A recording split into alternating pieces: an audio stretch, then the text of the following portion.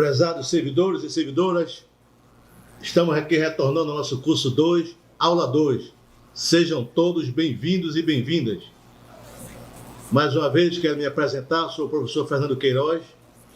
Meus dados e informações estão disponíveis na plataforma que todos já conhecem, porque já estão no segundo curso, portanto, passaram pelo primeiro. Quero aqui agradecer a todos mais uma vez.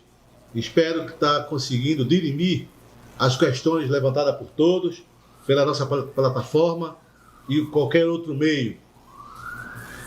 Não esquecendo que o nosso curso tem como objetivo, é sempre bom lembrar, preparar o servidor público, servidores e servidoras, para a elaboração, implementação e monitoramento de indicadores dos órgãos públicos, seja este economia mista, seja este órgão secretariado, órgão administrativo, fundação, autarquia, enfim, o planejamento estratégico se faz presente em qualquer ambiente, até mesmo na sua casa.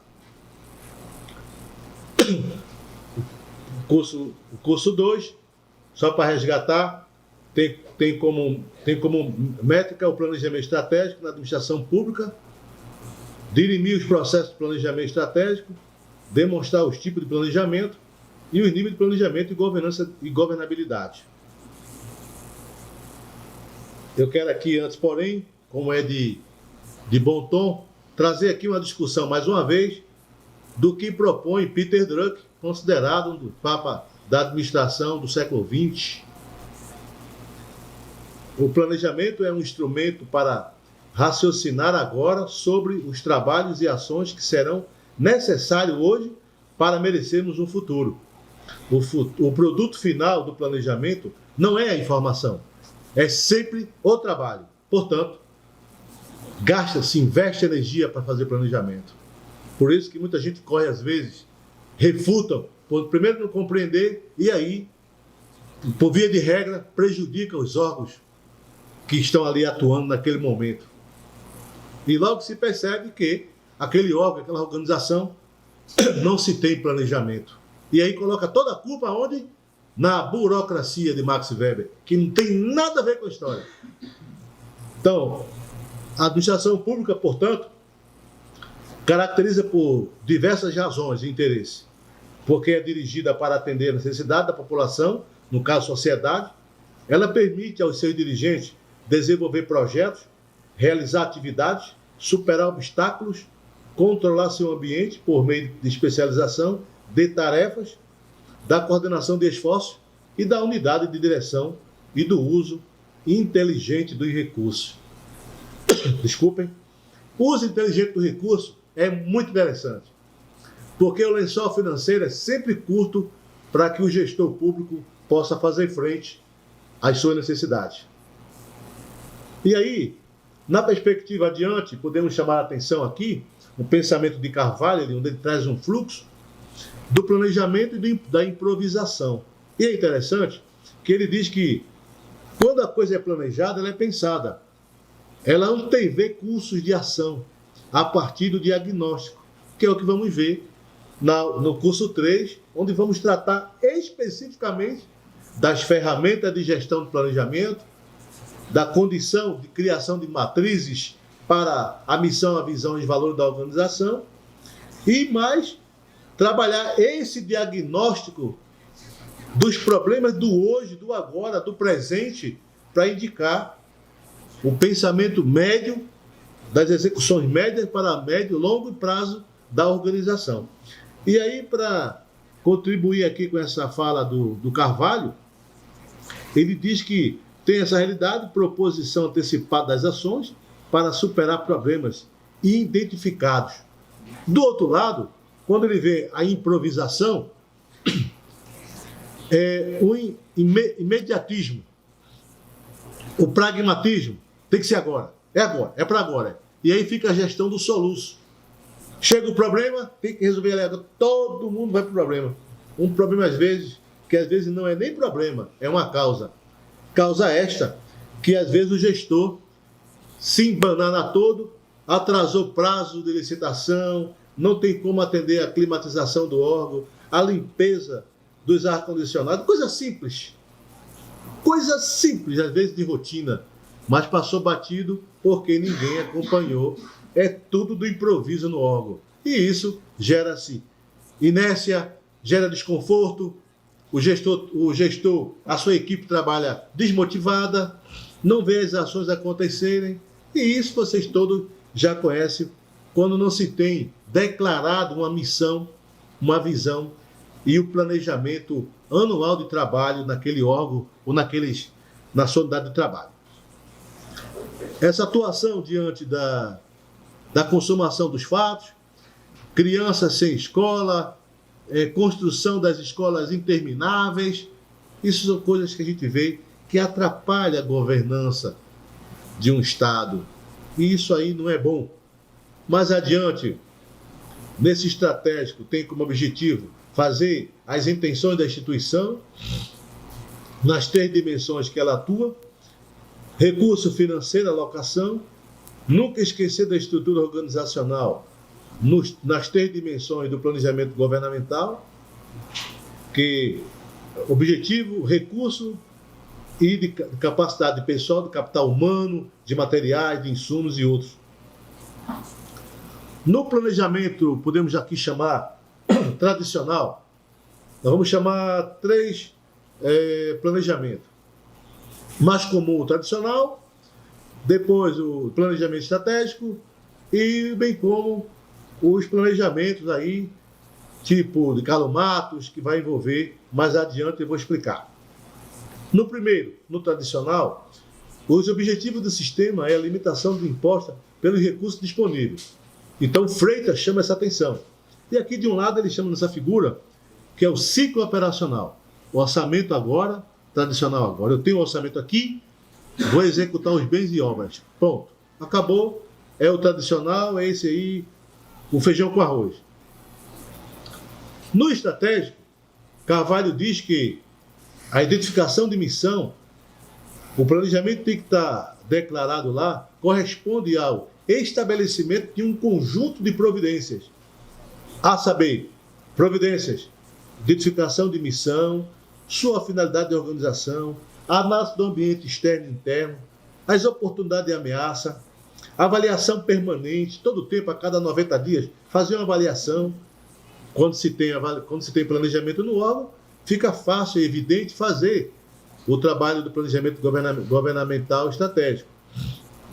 Delineamento das estratégias, as avaliações e a própria execução daquilo que se planejou no plano tático.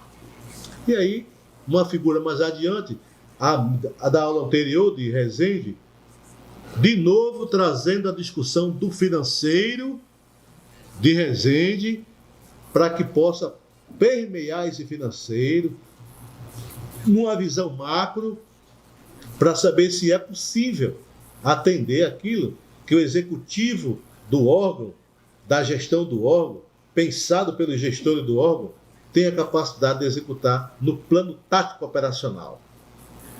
Aí vem o planejamento situacional, mais conhecido como planejamento de Carlos Matos, que critica a não racionalidade ou interação entre os agentes políticos.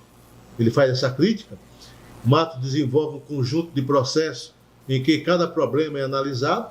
Isso eu vou demonstrar no terceiro curso, onde eu vou demonstrar as ferramentas onde ele desenvolveu para, portanto, se fazer o planejamento situacional.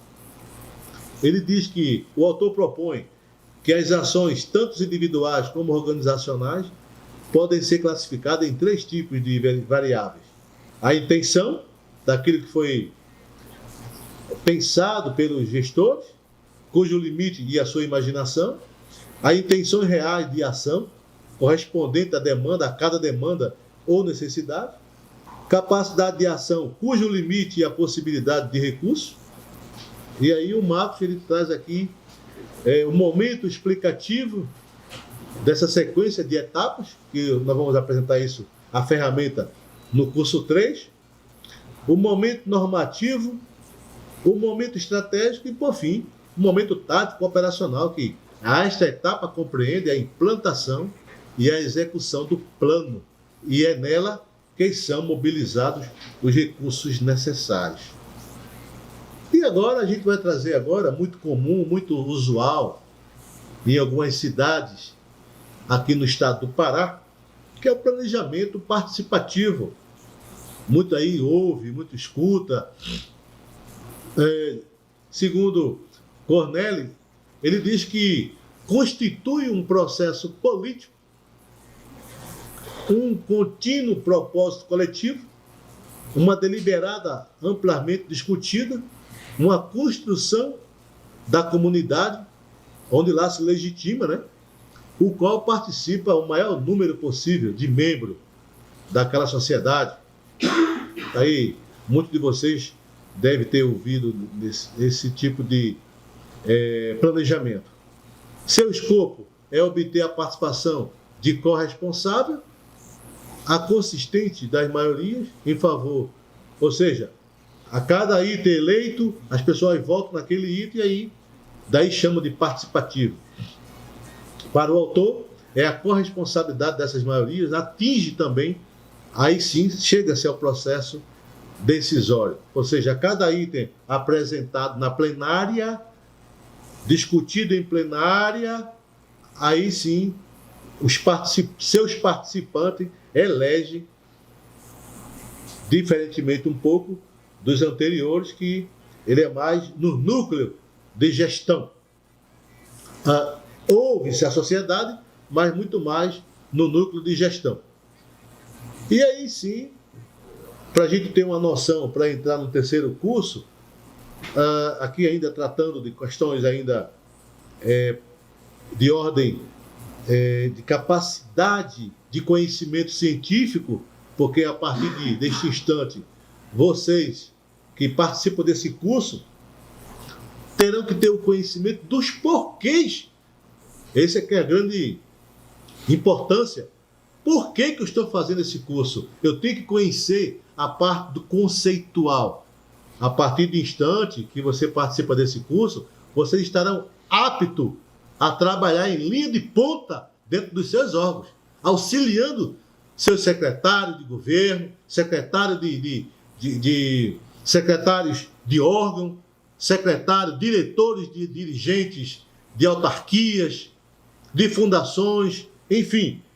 Vocês terão que ter essa... Por que eu tenho que optar, tenho que entender os demais planos estratégicos que existem, para poder adequar a melhor ferramenta dentro daquele organismo que vocês estão atuando agora ou irão atuar daqui por diante, porque vocês terão um conhecimento científico capaz de convencer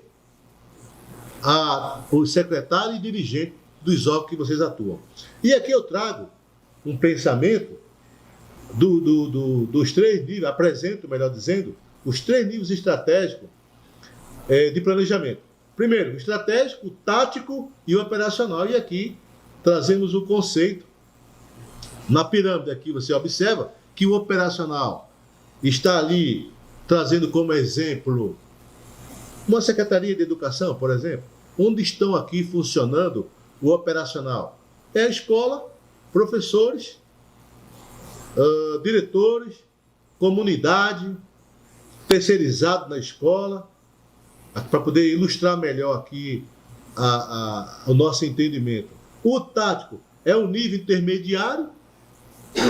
Cada plano tático precisa ser desdobrado. Pode ser, no caso do exemplo da escola, o diretor participa ali com os coordenadores da secretaria, buscando a melhor viabilidade, o melhor fornecimento de alimento para a escola, às vezes atraso de insumo, limpeza, a entrega mais rápida.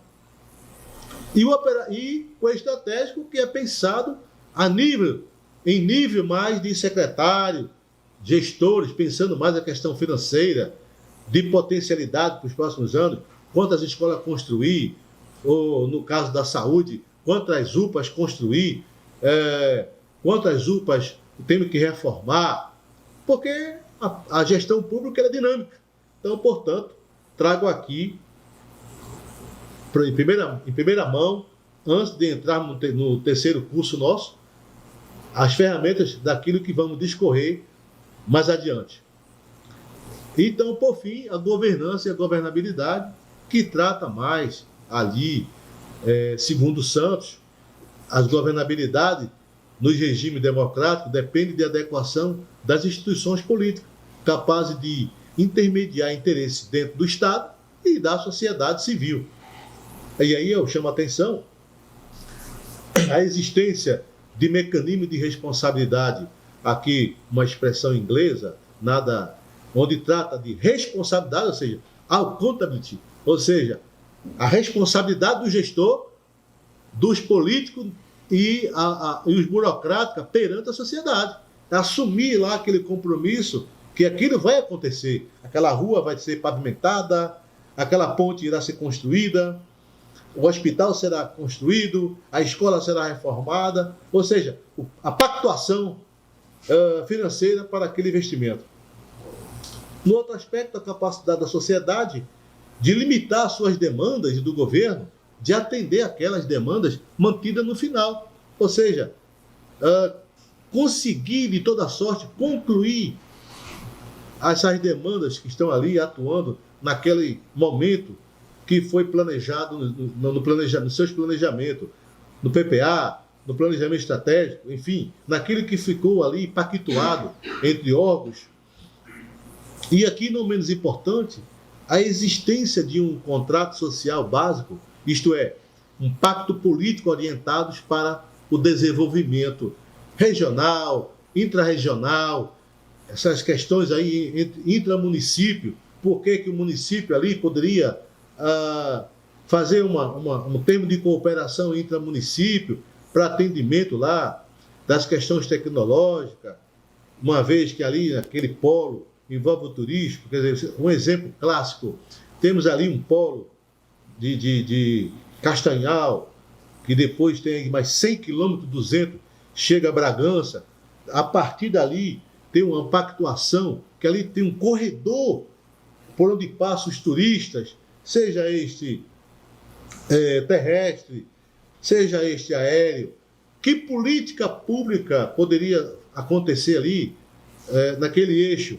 De Belém, 70 quilômetros, tem estrada, aí você tem ali, dali de Castanhal até o exemplo passando por Capanema, é um corredor turístico.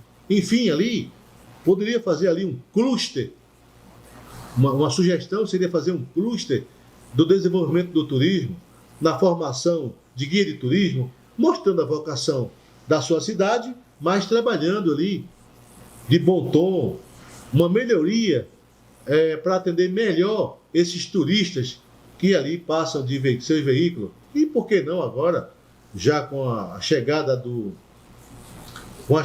portanto, do aeroporto lá da nossa praia de Salinas, atender melhor esse turista. Então seria aqui, nesse exemplo clássico desse desenvolvimento. Por fim, ficamos por aqui.